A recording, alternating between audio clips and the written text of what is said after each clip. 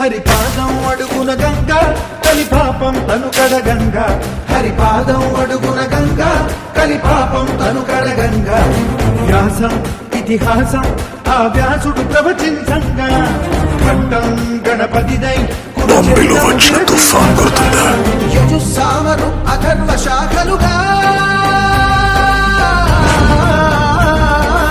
ఓంకారేశ్వరి శ్రీహరినగరి ఇదిగోరా బదరి వైకుంఠేశ్వరి శివికి నగరి అదిగో మహిమగిరి ఈ కొండపై పాకండగా ఆ విష్ణు పాదమే వెలసింది వేదాలనే విభజించిన శ్రీ వ్యాసపీఠమై విరిసింది